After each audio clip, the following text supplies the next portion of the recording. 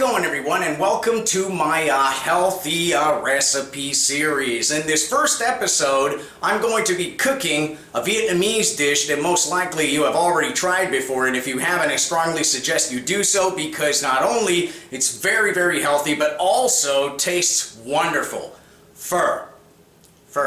I think I pronounced that right, because the last time I called it pho, and then I got a bunch of people telling me I didn't pronounce the name of the dish correctly. Pho, yeah, that's the right pronunciation for it, P-H-O. However, moving from there, this is an excellent dish. Like I said, not only it tastes great, but it also is made with a bone broth, basically, and bone broth is high in protein and also high in minerals. The spices in this dish have their own health benefits by themselves. So, let me show you the ingredients and how to create this wonderful soup dish. Okay, so starting from here, what I have are these pho noodles. You'll notice which ones are the pho noodles because it's written on the package, banh pho toi. Yeah, I'm not going to get the pronunciation of that one right. Absolutely not. However, these noodles are flat noodles. You can notice which ones are the pho noodles because pho noodles are flat, like I said. They have a rectangular surface, unlike the round noodles that you usually see in other noodle dishes. Moving from there, I have a package of these. I have 1/4 cup of fish sauce, an ounce of rock sugar. Now, you could decide to use regular sugar if you feel like doing so, or omit the sugar if the sugar is not your preference. I'm just following one of the original recipes. I say one because pho, from what I understand, there we go again, pho, from what I understand, each family in Vietnam has their own way of making it, so this is kind of one of the classic recipes that I found online and I decided to follow, and from there modify to my own liking, if I decide to do so. However, right here, an ounce of rock sugar. You can find this at your local Asian market. I have in here 5 star anise and some cloves. I have like 9 of them in here. You could decide to add less if that's your preference. Now, star anise are highly antimicrobial. They're good for digestion and they're loaded with antioxidants. And cloves are very high in antioxidants and they have very powerful antifungal properties. So if you're one of those people who suffer, for example, from candida issues, include cloves in your diet. It will help you greatly. I have here a 3-inch stick of cinnamon. Cinnamon is a wonderful spice. Not only it tastes great, but it's neuroprotective, lowers cholesterol, and lowers blood pressure. Now, I'm just telling you a little bit about these spices. I'm going to post some links below in the video description that will detail each and every one of these wonderful benefits that these spices have. So you could go down there later on when you finish watching this episode and read up on them. Ginger. I have right here 4-inch piece of ginger right here, and this one's good. It stimulates good digestion, improves circulation, and it's a powerful anti-inflammatory. I have 2 medium yellow onions, 3 pounds of beef bones, some good marrow bones that you want to use for that wonderful bone broth that we're going to create with this dish. Alright, so let's start this up. Alright, so first step we want to take right here to start cooking our pho is I have right here those onions and that ginger. I just sliced them in half and we're going to char these. Alright, you could do this on your grill or you could decide to use your oven as well. We're going to grab these onions, place them down on these grill grates here. My ginger. And there we go. We're going to close this, and what we want these onions and this ginger to do is to soften up a little bit and blacken on the underneath. Alright, so let's check on these. And there we go. That's what you're looking for. Just a little bit blackened underneath and nice and soft. Now this took me a total of about 5 minutes. Yours might take longer. So let's pull these off and bring them back inside and continue with the next step. Alright, so now that we charred our onion and our ginger, what we want to do next is to parboil our beef bones. So, I have a nice soup pot here, and I placed my beef bones in this soup pot. What I want to do is cover these beef bones now with cold water.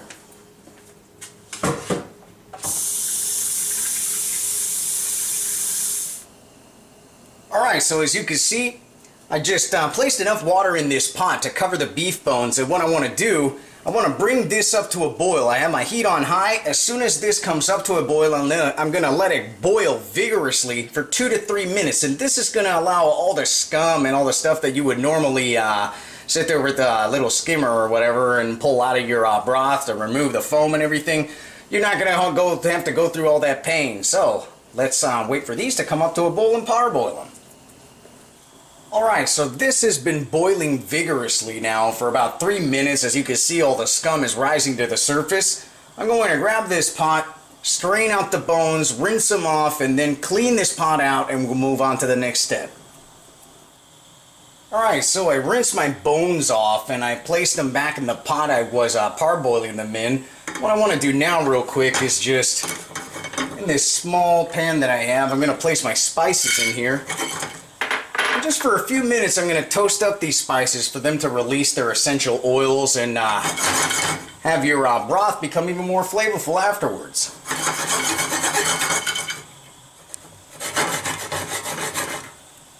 Yeah, that's about good. It doesn't take too long, just enough for you to start smelling those wonderful aromas coming off of these spices. Alright, let's place this on this side. And, excuse me, there we go. Let's move back to our pot. Alright, so what we want to do now, we're going to place in this pot, together with our bones, that onion that we charred earlier, together with our ginger. There we go. And then we want to just fill this pot up with cold water. Just enough to cover all of this. Now I'm using faucet water. I would strongly recommend for you to purchase for your home reverse osmosis system, or at least get a fluoride filter if you can. Unfortunately, I don't have the luxury of one, so I have to deal with this, but it is my plan in the future to buy one myself and use it. But just a little tip I wanted to give you there. Almost up to the point we want it. And that's about good. Alright. Okay, so I placed my pot back on the stove and I raised the heat on high again because I want to bring this up to a boil. In the meanwhile, we're going to add in here our spices. I'm just going to dump them in there, but if you have one of those tea infusers, those little balls of mesh, wire mesh or whatever, a tea infuser basically, just put them in there. That way you're not going to have to strain the broth out later too much. From here, I'm going to add my 1/4 of a cup of fish sauce and my rock sugar.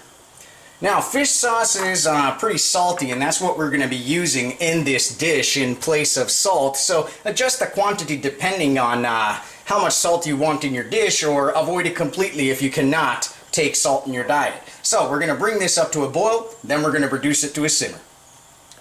Alright, so our broth has come up to a boil, and what we want to do now is just cover it and drop it to a simmer. But just look at that. See, just by parboiling those bones, you're not going to have that problem of skimming off all that scum that rises to the surface. So, we'll just cover this now, drop it to a simmer, and there we go.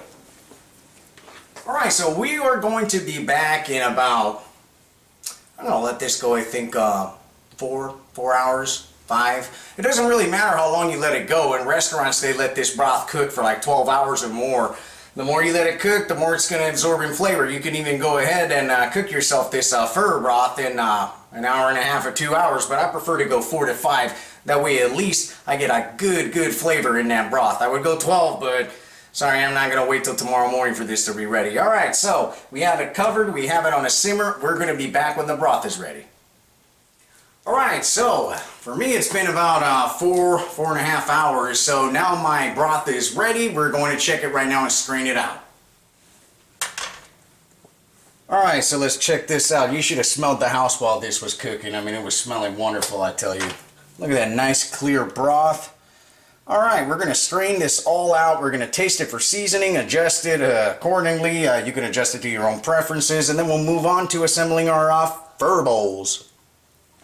Alright, so I strained out my broth and I just put it in this other pot over here. And on this side of the stove I have a pot of boiling water, and we're going to use this to prepare our noodles with. So, I separated my portions of noodles. Well, she gets this small one because this is what she likes, but I'm gonna get the big super maxi, I don't know, when you go to the pho restaurant and stuff and they have the extra large one on the menu. No, I actually think the extra large is bigger than this.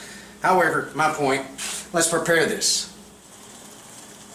Alright, so the way I like to do it, to prepare my rice noodles, I'm just gonna grab the rice noodles here and place them in this strainer. There we go. And I'm just gonna put them in this boiling water just for a few seconds, like 5 seconds. We don't want to overcook these, we just want to barely cook them because later we're going to add the broth to the dish. Last thing we want is for these noodles to end up like mush. And that is sufficient.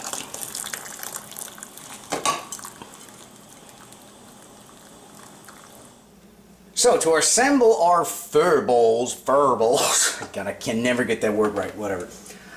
We want right here, I have some thinly sliced onion here. I'm just going to place some on top. There we go. Together with some chopped cilantro. A little bit of chopped green onion. That's good. And then from here, I have these paper thin slices of beef. You can decide to not put this in your pho if you want, but in your pho, there I go again, pho. However, I'm going to put a few slices on here, and you can put them on raw because later I'm going to add the broth, and that broth is going to cook that meat. Alright, that's good enough for me. Alright, now just let's just ladle in some of this wonderful pho broth. There we go, see how that's cooking that meat right there? Alright, just fill it up to your desired, I don't know, put as much as broth as you want in there basically. And I love to drink this stuff, it's just delicious, so just place in there as much as you want. Alright, we finished up here, we're going to show you the finished product. Alright, so here we have it, our Vietnamese pho bowl. Delicious and healthy dish, I tell you. Try this out sometimes if you haven't already. I bet you will love it. You might even drink the whole broth yourself in one setting, I tell you. So, hope you enjoyed this first episode of my healthy recipe series. Join us next time and subscribe to the channel if you want to see more. More coming soon in the future. Till next time, we'll see you.